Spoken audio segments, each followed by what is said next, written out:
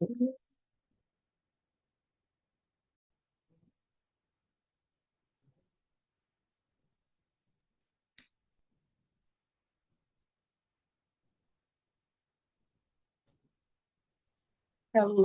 everyone. Good afternoon, and thank you for joining today's workshop, Subcontractor 101. Before we get started, I'm going to ask everyone to just drop a one in the chat if you can hear me, and please also ensure that you are on mute when you are joining in the room.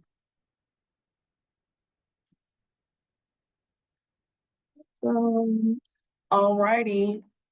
So my name is LaQuanda Witherspoon. I am a community outreach specialist with the Office of the Chief Procurement Officer. Starting with a few housekeeping rules, please make sure that your audio and video is turned off so we do not distract the speaker or the viewing audience. Feel free to drop your questions in the chat.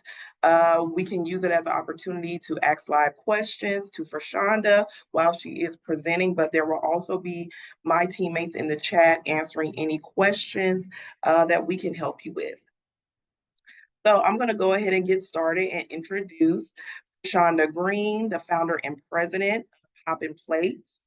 With 2 decades of experience in the food industry, Fershawnda has become a guiding force for emerging entrepreneurs, helping them navigate the path to success in the food business.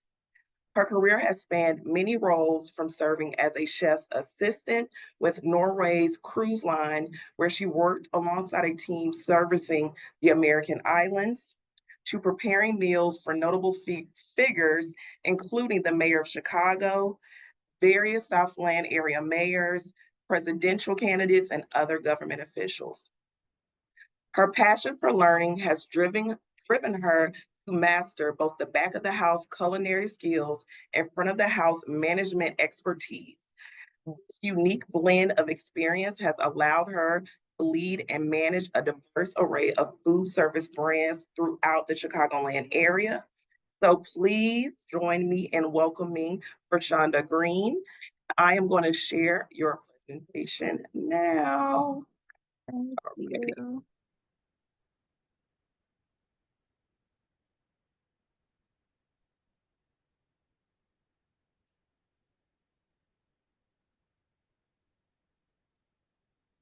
Just confirming everyone can see. If you can see the presentation, just drop a 2 in the chat for me. Awesome. All righty, well, let's get started. Well, I just want to say welcome to everyone to Subcontracting 101. I'm going to tell you about subcontracting through my eyes, okay? I've been known, we had a conversation before when I decided to do this presentation, and I was like, you understand that I've taken subcontracting to a whole nother level. I'm not the average person that went and got all their certifications and made sure I did everything and dotted all my I's at the right time. I did things a little unethical.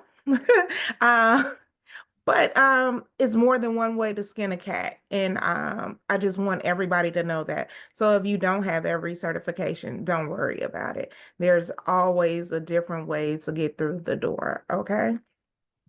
I'll start with telling you a little bit about myself and how I actually started my company. So the name of my company, as you can see, is Poppin Plates Culinary Incubator. We're located in Park Forest, a little small town in between Matson and Chicago Heights, surrounded around Richton Park and let's see where else. I would say Olympia Fields, okay? But Poppin Place was established over 7 years ago when I determined that I was working for another food and beverage company, that this was not the fit for me anymore. I had just left a location in Matson, and I decided that I'm sorry, I'm looking in the chat as well. And I decided that I was going to move in downtown. I was going from Matson to downtown. I was going to change my hours of working. I was working nights mainly, right? And I decided that I wanted to change up the scene because I wanted to be at home with my son in the evenings. So, in the midst of doing this, I took this position and I was training as a manager. So, usually, when you train as a manager, you have to go through all the different steps within a restaurant, right? And I realized I had went from a fast casual restaurant into a fast food restaurant. When me as a chef with over 17, 18 years, I had never worked in a fast food establishment at all. So I was like, what the heck have I gotten myself into, right? So I was in training. They put me in the catering department at this particular time. I had been there a couple of weeks and just like, I think I made a mistake, right? So I was there in the catering department, and that's when the aha moment came. And the aha moment was, you're going to leave this job soon and you're going to go ahead and start your own catering business back up from scratch, right? So my mother just so happens to be my best friend, and we talk about some of everything. We have our daily conversations. So as I was coming home from work that day, I called my mother and was like, "I think I got it. I'm going to start up a catering company, and we're going to open up a shared kitchen. I got to figure this out, but I got to find a name, right?" So what we did was we actually started brainstorming, I think that day probably, and we came up with Poppin plates. So we was like, okay, we got the name. What's next? One of the days I was at work and I was like, this is not it. I decided to walk over to the Secretary of State and apply for, I took my lunch, right? I came up with some reason that I had to step away to actually take a lunch because in food service, sometimes they don't believe in giving you a lunch, right? So for my lunch, I walked over to the Secretary of State office and applied for my LLC for popping plates, which was 7 years ago, right? And the original plan was to build out a shared kitchen and to do a little catering on the side. During the early planning, my best friend had just opened up her own brick and mortar accounting firm, and I had decided to cater her grand opening. On that day, after catering the event, the village economic development team came to me and asked, was I interested in catering, or if I had a catering company. And I immediately told them no, because that's not what I was really trying to do, right? So they were like, oh, what is it that you do? And I explained what I do is help food and beverage companies move from their home kitchens and put them into shared kitchen spaces. My thing was to go with the food and beverage consulting piece in the beginning and work myself from there. The village then expressed, oh, we're interested in a shared kitchen. And I thought that that would be the best thing ever, to have a village as a client, to help them open up a shared kitchen. Well, after meeting with them a week later, they decided that it was a little bit more work than they wanted to put in to open their shared kitchen, but they offered the space to me. The space was a mess. The space hadn't been used in over 15 years. They were using the coolers as storage rooms, and it was a kitchen that just hadn't been used, right, for over 15 years. So we took it. I brought in a maintenance guy. He told me exactly, you need this, that, and the other to get the kitchen up and running. I'm like, how much are we looking at? He's like about 10 to 15,000, and you can be up in no time. So that's what we did. Okay. So I just want to cut in and say that is so awesome. Was at any point, did you ever feel kind of intimidated or like question if you should take a step back or anything like that when you were kind of really getting the foundation started? I don't think at that point. At that Mhm. point there, I think I was head on. It was to get me out of this job that I wasn't crazy about, right? So when I'm determined about something, I'm on it. It's like full force. Somebody say you're gonna get $1 million at the end if you finish this in 30 days. And I'm like, I'm in. So I was on it at the time. So the village had definitely gave me the right of way. And I'm like, okay, this is what we're gonna do. We're gonna make this happen. I started bringing in contractors, look at their equipment. They were like, everything is here for you to use. Let us know if you need anything. I'm like, okay, no problem. I had just got in contact. You know how you always have family? This is where networking comes in, right? My mother is the networking queen. You have family, but you don't know everybody, right? But your mother was like, oh, call your cousin Sam. I'm like, who is cousin Sam? Cousin Sam owns an HVAC company, and cousin Sam, uh, that's what he does. So you need to call him. And since my money was short, I made sure I called my cousin Sam, right? So me and my cousin Sam, we're like this to this day. So I could definitely say Poppin Plates brought me and his immediate family even closer together because he was there with me every step of the way. He was excited for me. So what we did was we got the kitchen cleaned ourselves. We got cousin Sam to get every piece of equipment up and running because nothing was running. The equipment was there, but nothing was running. So the biggest thing was the capital, right? Like I told you, the maintenance guy told me anywhere from $10,000 to $15,000 to get this kitchen up and running. So that ends up the next slide. That ends up being my first challenge as a business owner of trying to get funds. Next slide, I'm sorry. So the challenge of trying to get the funds was the biggest part. And I know a lot of people on this call probably have experienced the same thing. Challenge of access to capital. That's the biggest thing. I knew I needed at least $15,000 to get this project up and running. And I knew that the month later I was paying rent, right? So Mhm.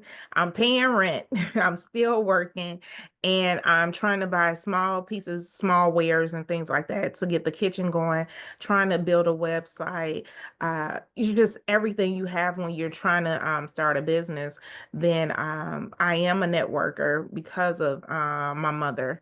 And I'm like, how do I go about this? So yes, WBDC, the SBA, you name it. My thing was I was in networking events at least twice a week. When it got to the point when I walked in, people knew who I was, you know? So it's like, that's what you really want. If you want to be successful and you want people to know who you are, you need to have a presence at different events. And let me ask you a question. When it came to finding out about these events, did you sign up for newsletters? Was it more word of mouth where you were speaking with other business owners? I know you mentioned your mom is a big influence, but how were you able to kind of stay in the know about a lot of the events or opportunity to kind of go out and network and meet with other organizations or nonprofits that kind of supported the work that you were doing? So the biggest thing is signing up for newsletters. I was on everybody's newsletter you can think of. If anything came across, across my desk, any emails, I was a big person of grabbing news you see flyers, in the city. I was working downtown at the time, and I would go in the BAP's office and just grab flyers, all right, see what's going on or whatever. That was the biggest thing for me. Then having a connection with the WBDC, those are, I mean, they were my right hand getting started. And the young lady I had, Tasha Brown, she made sure that I was on top of everything. We had another person, Makiba. When we linked, she made sure that I knew everything that was going on or whatever. So you get, cheerleaders in your corner. It's like, okay, we like what you're doing. We're gonna help you out. Mhm. Yeah. Another person, Vicky Brown. I mean, these people are still with me to the day. I can call them, hey, I got this going on. And they're like, okay. Or we just heard about this grant. Apply for this, do this. So it's always good to have somebody in your back pocket, the network. So my first challenge was definitely trying to get this 15,000, right? So what I was trying to do was go through WBDC and ASEAN. It used to be a company named ASEAN back in the day. I know they've since changed their name, and the only thing that they were offering at the time was like $1,000 to $2,000. And they were like, "Well, we can fund you," but I'm like, "This microloan is not going to do anything for me. A piece of equipment is like $3,000 to $5,000, you know." And they were like, "Well, you're just starting out. This is what we have." I'm like, "Oh, okay, thank you, but no thanks." I went through WBDC, went through all the funding channels there, helped me write pitch decks and things like that. Unfortunately, I got denied a few times and this was just over a course of a couple of months, right? So I Right. got denied a few times and things like that, but I wouldn't give up. Finally, found a funding expert, and he said, "I think we're together now. I think you should go ahead and submit for this funding." Well, definitely, I got the funding. Okay, got the funding for 15,000, but they wanted to charge me 22% on interest. And I was like, 22%. Okay. I might not have the money, but I'm not paying 22% on nobody's interest. So a lot of people was like, "Oh, you crazy. You finally got what you've been trying to get." But I'm like, at 22%, that's like a credit card rate. I'm not doing that. It has to be a better way. So I leave from that meeting and I'm feeling like, "Oh my God, what do I do now?" And it just like dawned on me, having a conversation again with my mom. And she's like, "Well, guess what? You're gonna have to bet on yourself." I'm like, "Okay, how about if I take out a personal loan?" Which everybody, tells you don't mix personal with your business and things like that. But I'm like, a personal loan is like 7% right now. And I was getting all the credit card offers in the mail. So I'm like, this is way better than taking out 22%. Either way it go, I gotta pay it back. So what I decided to do was PNC had just sent me something to my home, and it was showing 7%. I decided to apply for it online. I was like blind, like, oh, let's see what happens. I filled out the application. I told my son, let's go grab something to eat. He decided on burgers, so we came back within probably about 15 minutes back to the house. And before we can get back to the house, all I could see was PNC on my cell phone, and the words "congratulations" as the header. I was like, it's history from there. I was able to get the money. They turned it over to me probably like within 7 days, and the rest was history, right? We were able to get the kitchen up and running at that point. That's awesome. And I see bidding is your next kind of step in your timeline. How did you decide to start incorporating subcontracting into your business model? Well, getting the what happened was COVID hit, right? So Mhm. right before COVID, right? Got 15 people in the kitchen. I'm like, okay, I'm good. I can pay bills. I'm not stressed out. COVID hits. Well, everybody loses their contracts, right? That's in the kitchen. And I'm like, oh my God, what am I gonna do? So they closed everything down. They said, we're gonna be locked down for 2 weeks. Okay. People are like, okay, we're not gonna leave just yet. And I understand I let everybody out the contract, right? We're not gonna leave just yet, but our buildings just closed down. We don't have work for 2 weeks. I'm like, okay. I got a phone call, and again, I said network, right? I got a Mhm. phone call and they asked, "Hey, do you mind bidding on a contract for cooking for the hospital for the next 2 weeks for doctors? So you approximately be doing about 150 meals per day." I said, "Sure, no problem." Well, let you know that it's between 2 to 3 different caterers that we're going with, right? I knew a couple of the different people from working with them in different arenas, right? So I was like, okay, they brought it to me. Let me, put my full force behind it. Let me give them the right pricing, and don't try to overbid it, right? because the world is going to be closed for 2 weeks and we don't know how long this is going to last. Actually bid it on that. I received it. So that was for the first 2 weeks that the world closed down. I'm actually still working that contract to this day. So it was amazing, right? Um, that got me into subcontracting right there. It went from the 2 weeks and they just kept extending it from 2 weeks to a month. Can you please take care of the entire hospital? So we go from 125 meals to 3,000 meals. And the word got around like this young lady can do it. They're still open or whatever. So we go from one hospital to two hospitals, a not a daycare center, but a what do you call it? A nursing home. I had a friend that was a director of a nursing home. They were all over the news. The whole entire team was out for COVID. And Oh, they called me and they were like, is there any way that you could actually perform catering for our nursing home, breakfast, lunch, and dinner?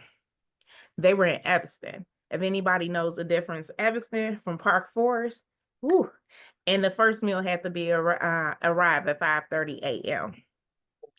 When I tell you, I seen somebody just put up how many hours a week or something I was working during yeah. COVID. I probably got about 2 to 3 hours of sleep every day. My mother was like, "You're gonna be sick." I'm like, "No, I'm not. I'm making money." "You're gonna be sick." I'm like, "No, I'm not. I'm making money." But the good thing during that, so we had got up to making about 3,500 meals per day Mhm. during COVID. And the good But you thing, were able to keep your team, it sounds like, too, of the 15 people that you mentioned that initially you were gonna let out of their contract. yes, yes. That's so So awesome. that was, man, we were in the thick of it together. So not only did they have to not only were they not sitting at home and unemployed, a lot of them had just started out catering companies and things like that. So they were able to get the experience of cooking meals for 3,000 people, knocking out 5,000 meals and things like that. Good thing that the banquet hall next door to me was shut down because my kitchen is 900 square feet, right? So it's pretty small, but Mhm. we have all the equipment in there, but we didn't have enough equipment to actually pan up because everything was individually packaged back then, right? So we took the banquet hall and turned it into our second kitchen. And as you're growing like that, were there any, like, early mistakes or kinda as you look back over it, things you would change in the process or just, I don't know, tips for people as they get into, subcontracting and how they can overcome them or just things that you learned? I would say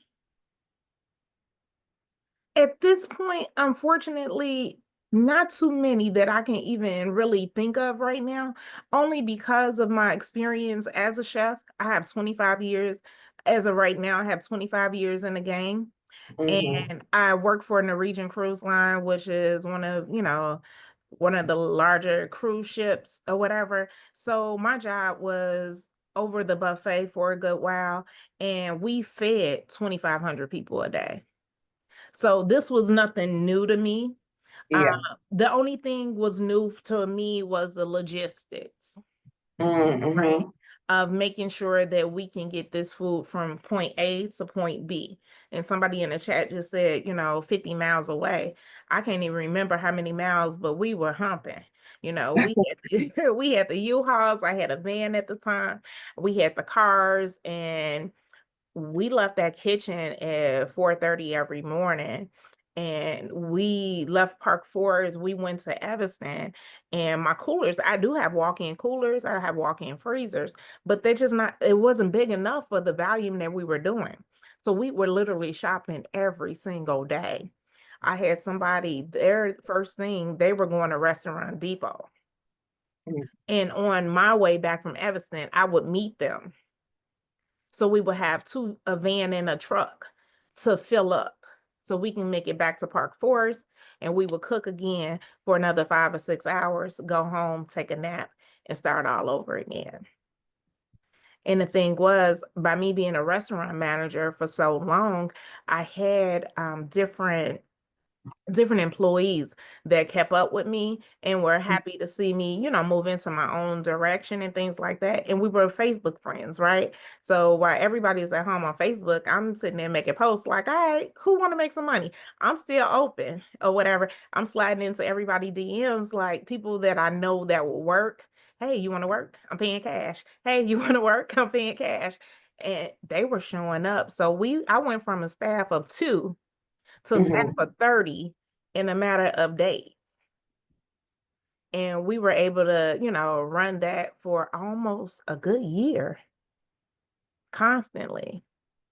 So that was like everything to me. That $15,000 loan was paid off in 2 weeks.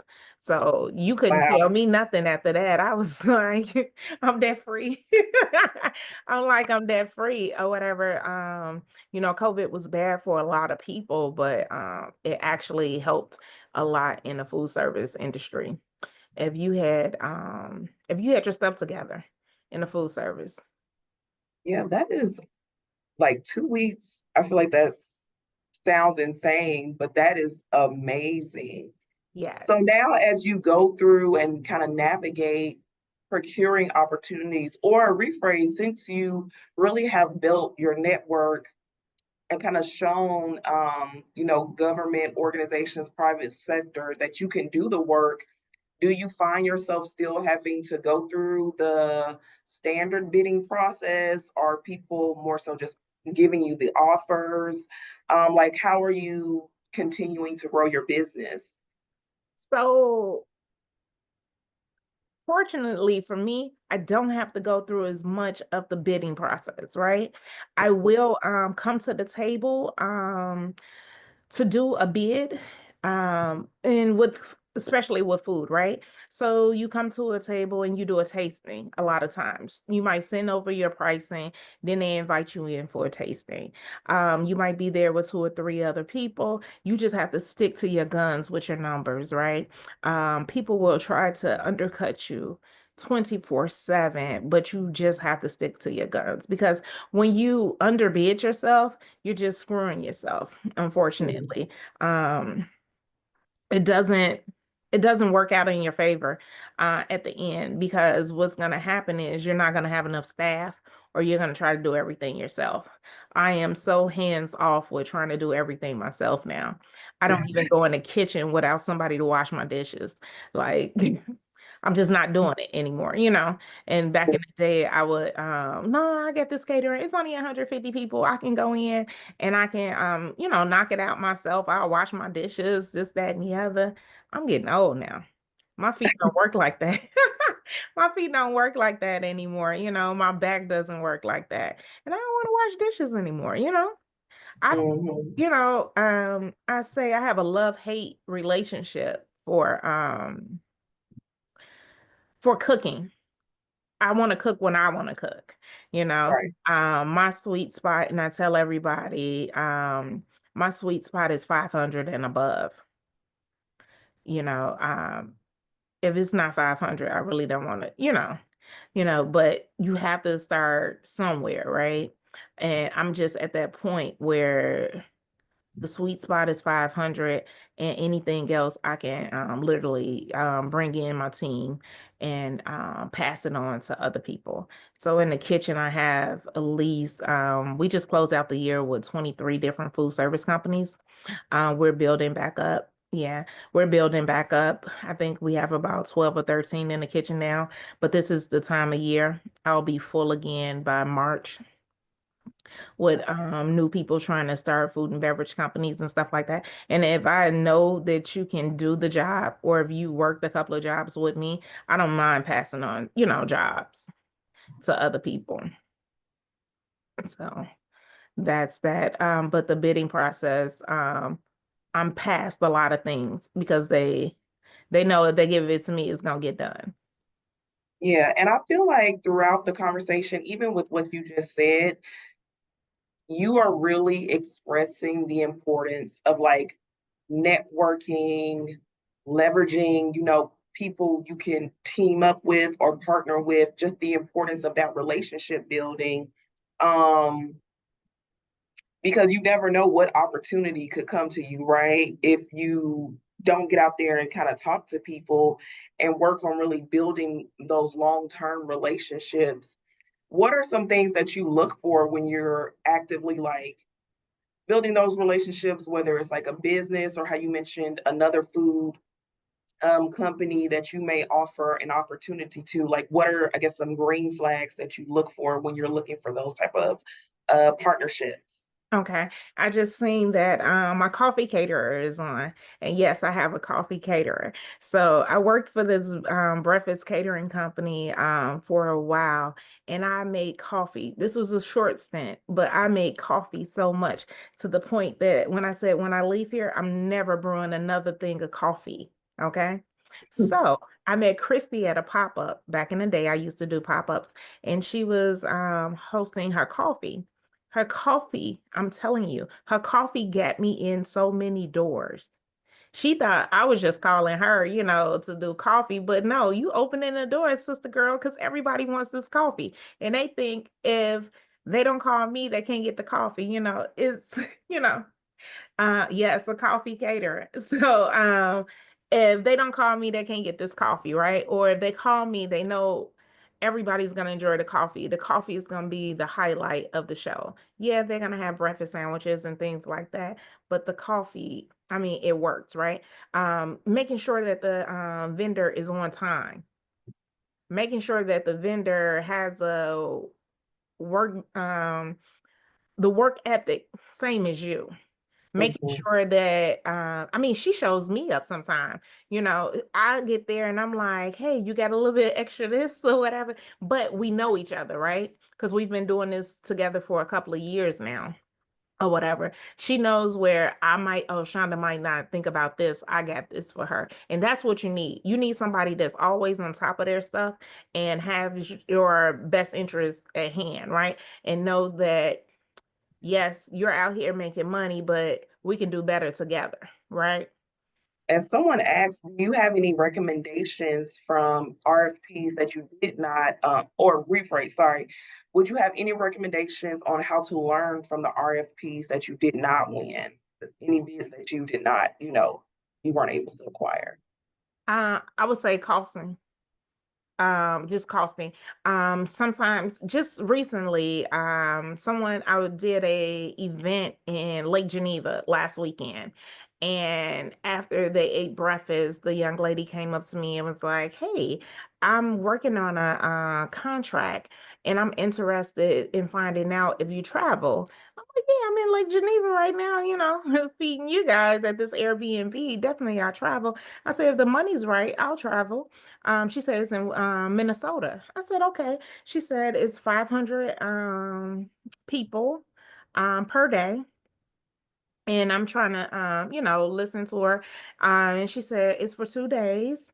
And, she's giving me the logistics. And I'm like, okay, we could do that. She was like, but you have to do this and you have to do that. Making sure that I have all my paperwork in order.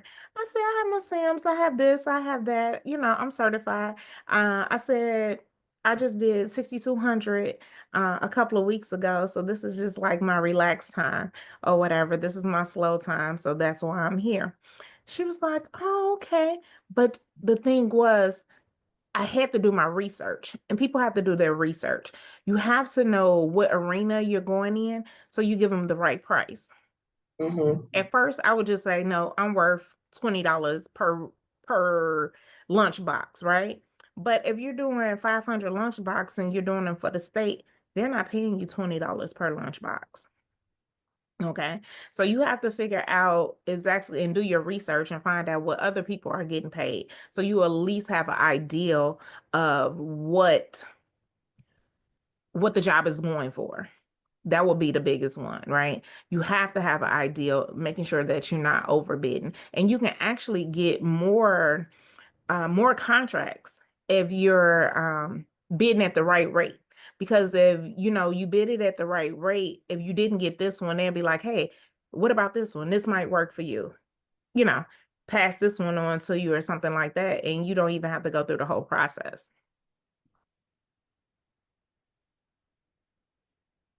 And someone else asked in the chat, well, and I feel like you kind of talked about this. They asked like where and how did you find bids? But it sounds from before you were saying it sounds like a lot of your experience was word of mouth a little bit, but I'll let you kind of expound on that too, in terms Oh, of how you found the bids that you were okay. So both word of mouth was my biggest one. Then just going to networking events, right? That was definitely be part of word of mouth as well. But also you can definitely check SAMS.gov, right? If you go on SAMS.gov, you see a plethora of all different type of RFPs on there, different scope of works and things like that.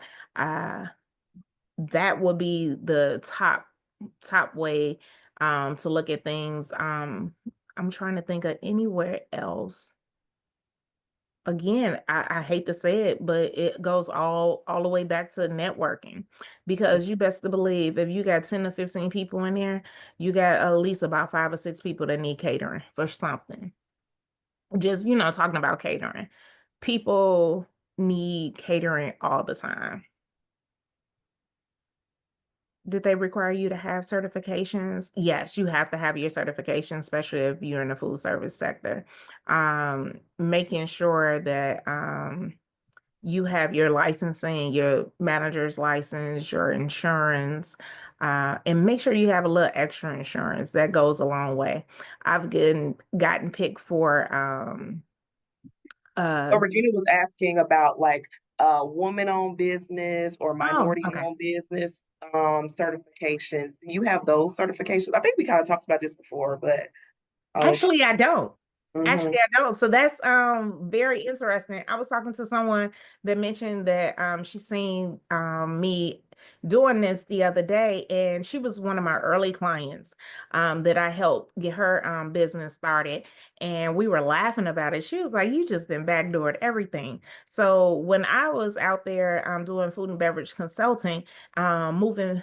I used to jump into people's inboxes, right? On Facebook. I'll see them cooking. Back in the day, everybody was selling plates on Facebook, right? I was like, hey, I can move you from, and I did it around tax time. That was my biggest thing, right? $1,500, and I will move you from your home kitchen and put you into a shared kitchen within 10 to 15 days. $1,500. You just got $1,500 from your taxes and you making the money, right? So I'm gonna take you from your home kitchen to a shared kitchen and make you completely legal. You don't have to do nothing. All you got to do is sign this paper and I got you, right? So I did that for a lot of clients, right? And this one particular client, she was a veteran. So I told her every certification that she needed. I said, do this, do this, do this. She did it. When I say did it, she did it and she did it with excellence, right? As I told her to get this one, get that one. I'm like, you got this and you should call it sexy. She's still using sexy to this day. Um, she was like, hey, I'm not exactly sure what to do here.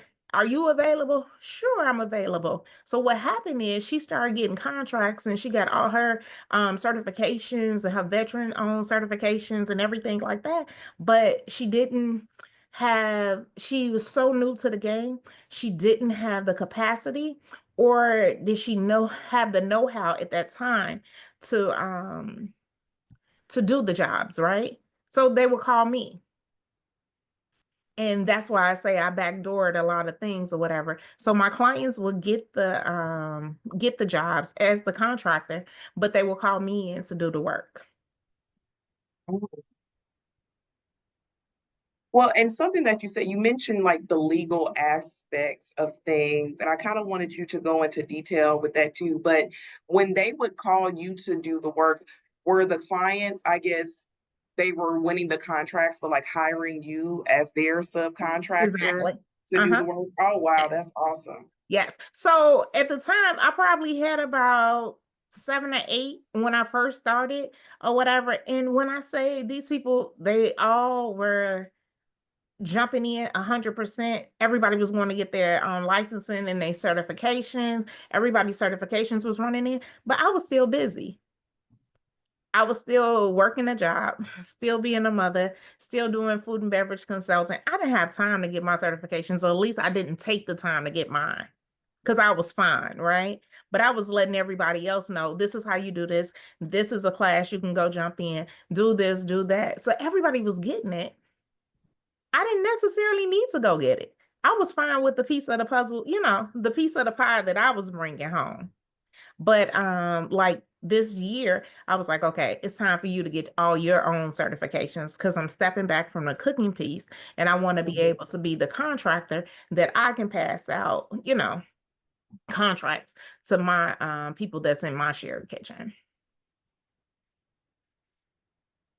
And so have you started, I guess, the application process? Do you have any tips for people who may be considering going through the application process, whether it be with Cook County or, the state of Illinois, city of Chicago, or just any certification process? Do you have any tips as far as how to prepare, and ensuring that you're able to, get your certification in a timely manner? Yes, I would definitely say my tips are to get with an organization that's going to help you get through every step, right? It's so many different companies out there, WBDC, Cook County Source, the city of Chicago has different organizations that will help you take those classes, right? And taking those classes, those are the people that are seeing it. The bids coming in, they know what they're being awarded. They can easily pull you by the coattails, like, hey, I know this is what you do, so you need to look at this. And a lot of time when they're pulling their coattail, they're pulling it for a reason or whatever. Some people's like, I'm not emailing that person back. You better email that person back because they know what's going on or whatever. And they can actually streamline, and they do this every day. That's their job, right? It only helps you to get involved with that.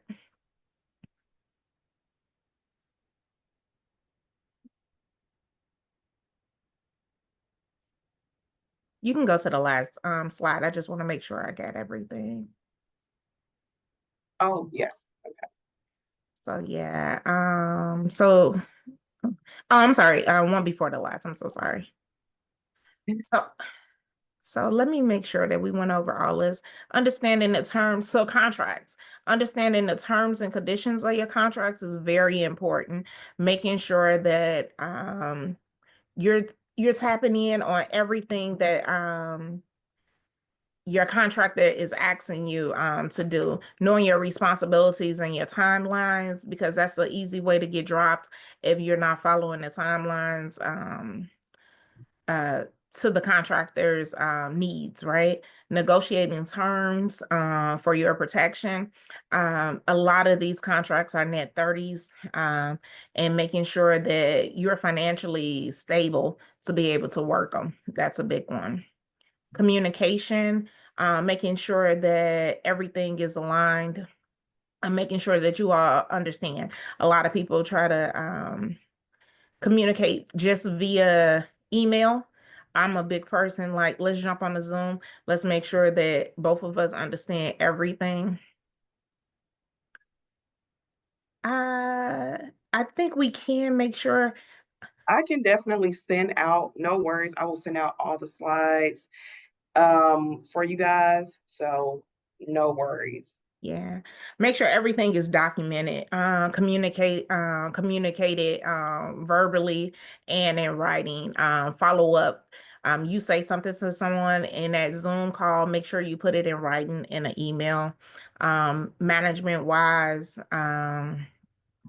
stay organized. Keep records of all your contracts, your invoices, your expenses, making sure that everything is laid out. I know one young lady, she was going through the process and she just had a very bad filing habit.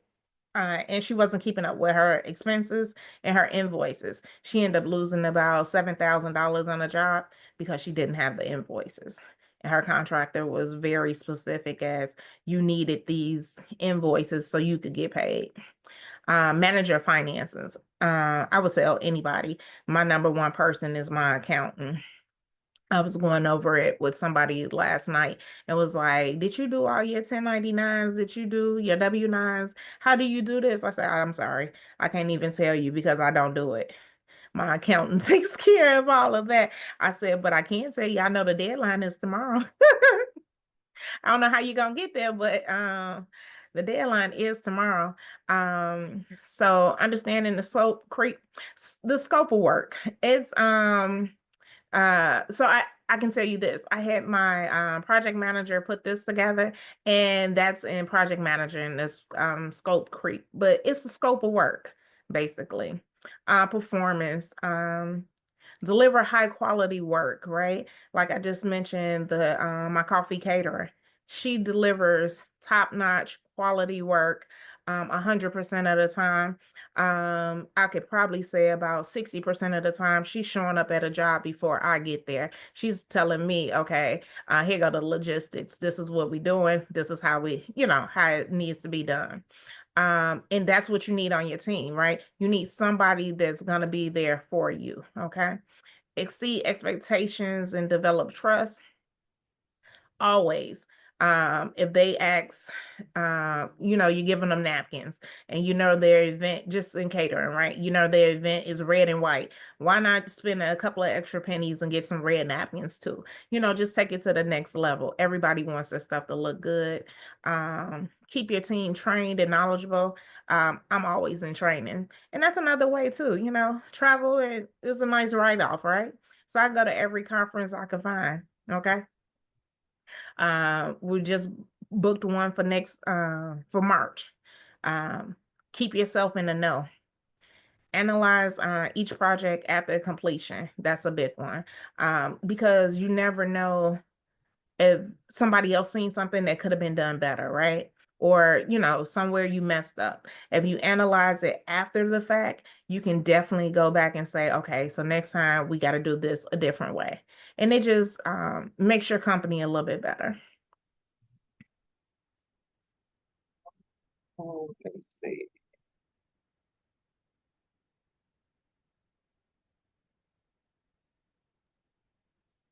And that's my contact information. So if anybody, like I said, I run a share kitchen and we do food and beverage consulting.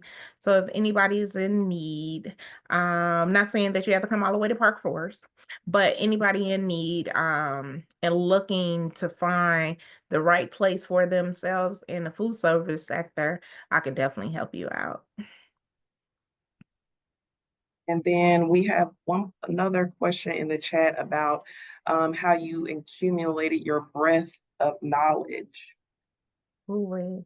So 25 years, I'm 25 years in the game of food service. I actually graduated from Washburn Culinary Institute. I graduated in 2000. I was the last class of the original building on 35th and Kedzie. Then I've had experience cooking all over the world for a Norwegian cruise line, having the chance to open up ships. That was a big one for me. I got on there, I proved myself, and I became a part of the opening team. So I've been to Summit everywhere to open up ships for them, um, traveling to Germany and taking ships from Germany all the way back to Hawaii. I was stationed in Hawaii for a good time.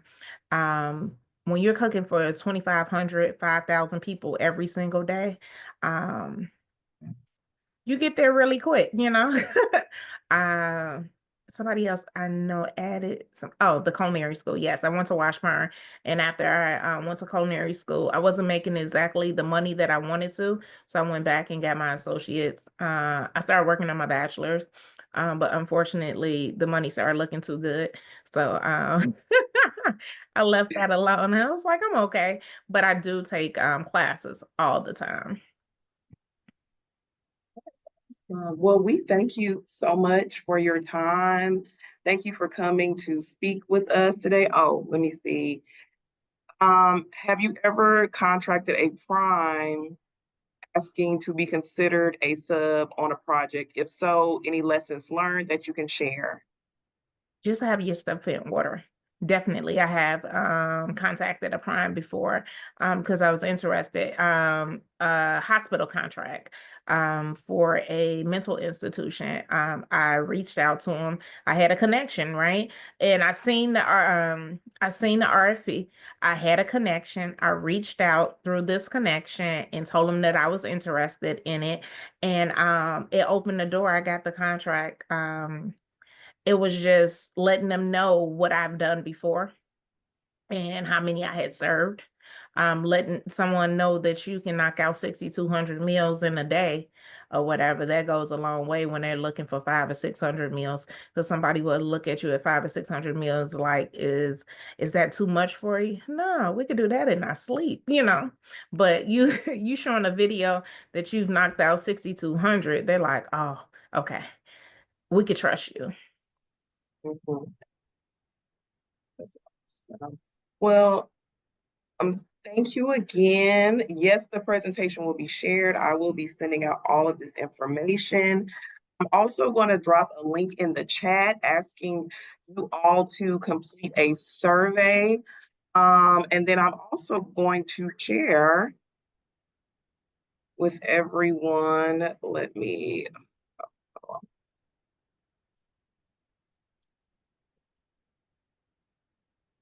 a QR code. Let's see, a QR code with everyone. So you can have the opportunity to take our survey after this session. Our goal is to bring many more sessions like this to you guys, and we want to ensure that they're valuable for your time and that they're meaningful. So please take some time to take the survey. Like I said, I've dropped the link in the chat. There is a QR code. We thank you again so much, Fershawnda, for just taking the time to come and speak to us. Your story is really awesome, and I'm glad Makiba connected us so we could get you on here and just hearing about your experience with subcontracting. So it is really awesome. Thank you. Thank you for the opportunity. Yes, yes, yes. Well, if there are no more questions in the chat, I can give everyone back about 8 minutes of time. But I'm going to leave the QR code here. So I am going to ask you guys just to scan it. Oh, one more question. Okay, let's see. Go.